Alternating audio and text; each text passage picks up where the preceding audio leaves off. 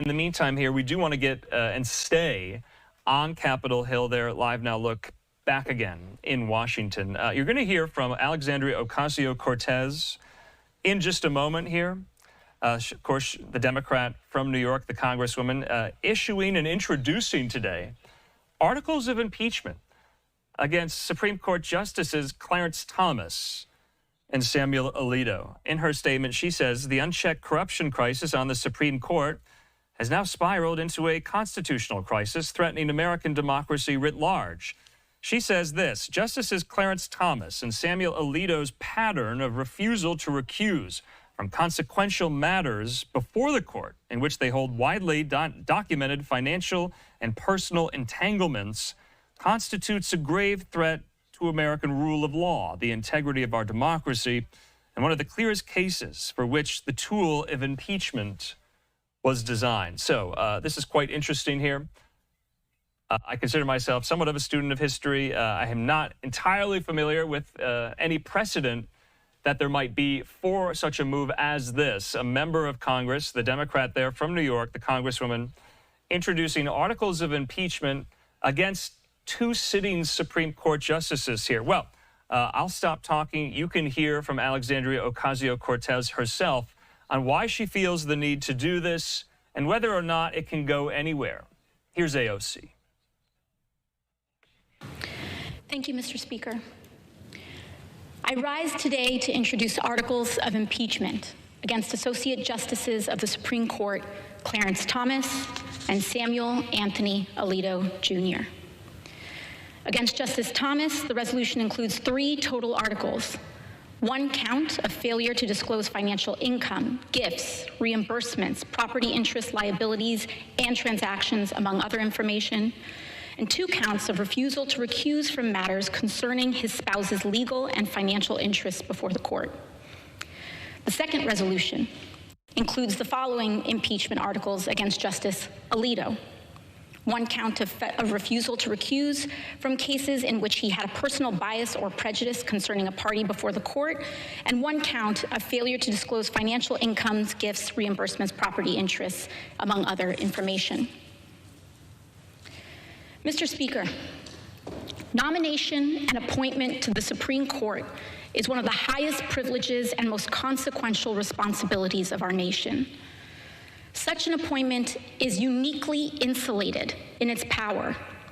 Confirmation to the court is a lifetime appointment whereby justices are entrusted with decisions that powerfully shape the nation as well as the lives of every American. For this reason and others, the Constitution rightfully and explicitly holds justices to even higher standards than members of Congress or even the President. Section 1 of Article 3 of the Constitution commands federal justices to hold their offices during good behavior, in addition to its clauses barring treason, bribery, and other high crimes and misdemeanors. And Congress has exercised its power to reinforce this higher standard of the judiciary before. This body has impeached and removed 8 federal judges for transgressions ranging from evading income tax and perjury to intoxication on the bench and abandoning the office to join the Confederacy. Perhaps most critical to the legitimacy of the institution, these judicial standards require justices to recuse themselves in any proceeding where their impartiality might reasonably be questioned. In other words, if a person could reasonably believe that the legitimacy of a justice's judgment could be or be perceived to be compromised due to their personal involvement in the case or its parties, the standard is clear. The justice must recuse. They are required to recuse. That stringent and sacred standard exists for the good of the ruling, the judiciary, and the country.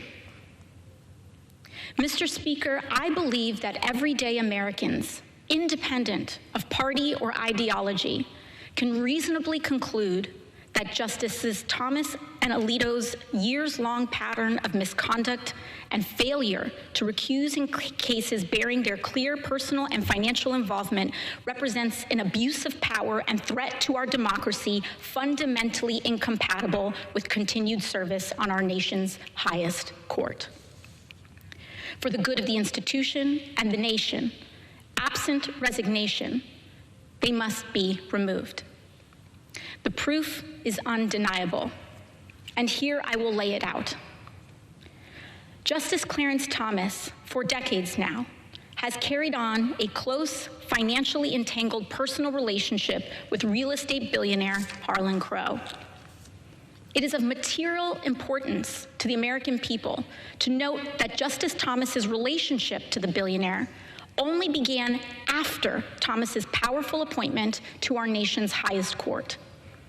The cash, goods, and services Justice Thomas received over the years include large loan balance cancellations, tuition payments for family, and vacations in private jets and yachts worth up to $500,000 alone.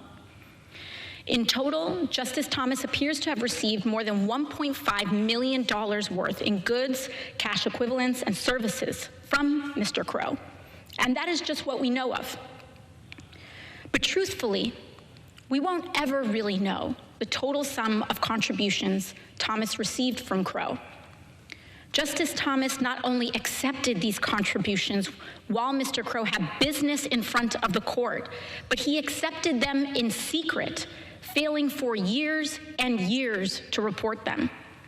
Yet Thomas did report smaller gifts during this time, demonstrating a clear understanding of his legal obligation to report.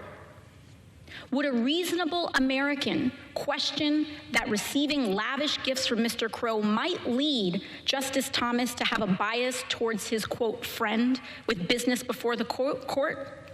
Without a doubt, yes. But did Justice Thomas recuse? No. Now take Justice Samuel Alito, who has no shortage of billionaire associates of his own.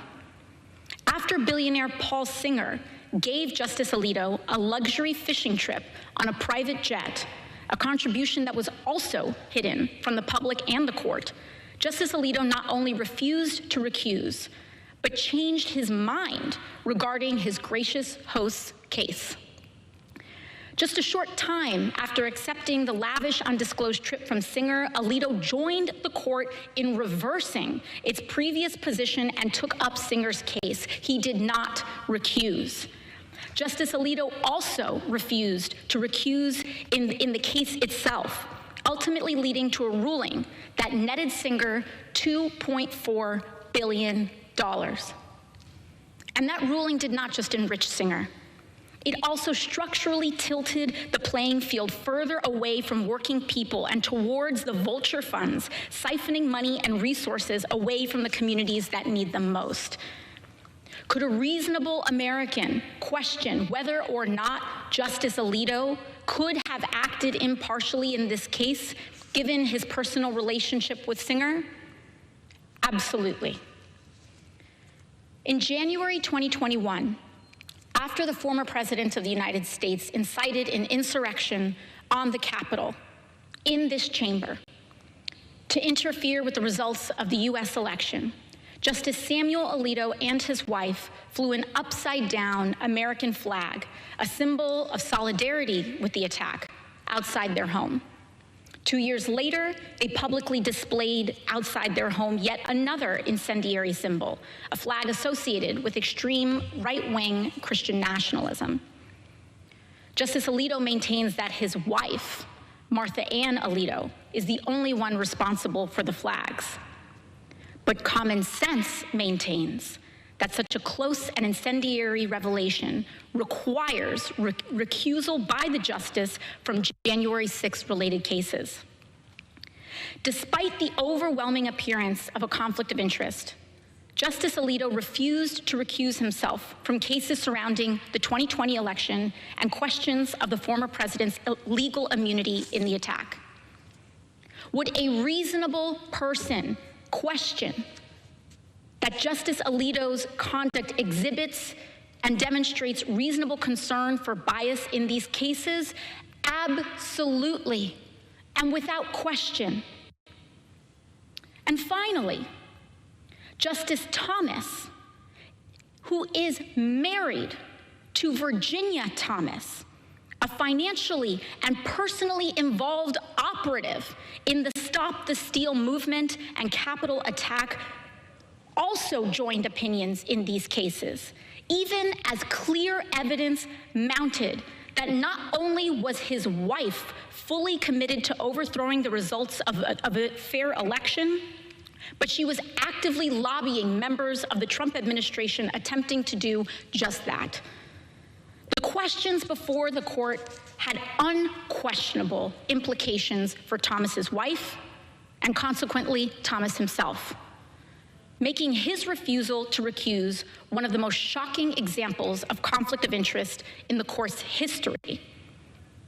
And crucially, it was both Justices Thomas and Alito who cast critical votes in the ruling. It now follows that because of Alito's and Thomas's refusals to recuse, everyday Americans cannot, should not, and will not believe that these justices, and consequently the court they serve, is working to uphold the Constitution and put the country ahead of their own individual self-interests. Americans will not believe that the court interpreted the law independent of profit for themselves and their newly termed friends. Without action against these blatant violations, reasonable Americans have and will continue to lose faith in the court itself. Reasonable Americans will and do believe that Justices Thomas and Alito are prone and subject to corruption, that the institution failing to punish them is broken, and that consequently their impeachment is a constitutional imperative and our congressional duty.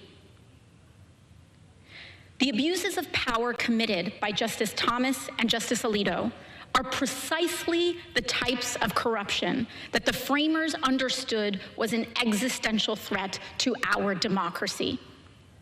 Instances like these and misconduct like that of Alito's and Thomas's are precisely why the framers gave us the tool of impeachment.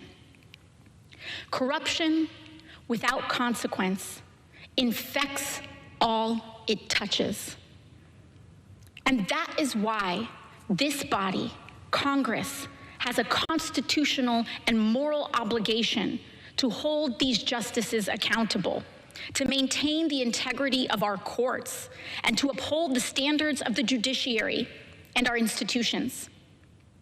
Lastly, we cannot ignore the most important material consequences of this court's unchecked corruption and its resulting influence: the suffering of the American people.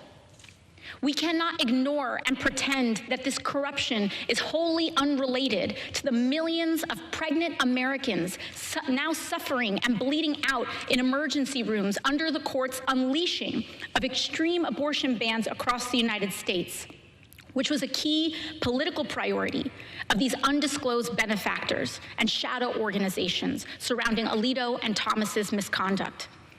Nor can we ignore the millions of Americans now suffering hours-long wait times in the hot sun, often without water, just to cast a ballot, also a direct result of this corrupt court's gutting of the Voting Rights Act, allowing the closing of polling sites across the country.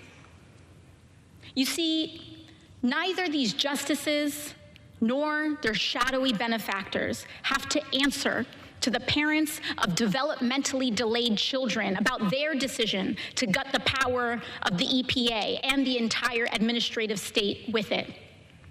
But they do have to answer to us, the Congress, whom these people, the American people, have elected and entrusted to protect them, to serve them, and to defend the well-being of our democracy. Mr. Speaker, I am here today presenting these articles of impeachment not because I am a Democrat and not because I am blind to its odds in a Republican-led chamber, I present them because it is the right thing to do. And while our framers perhaps may not have envisioned someone like me in this seat, they absolutely did envision the necessity and value of the impeachment action upon which I seek to advance today. Thank you, and I yield back. The question is on the motion to... Does the gentlelady have a motion? Mr. Speaker, I move that the House do now adjourn.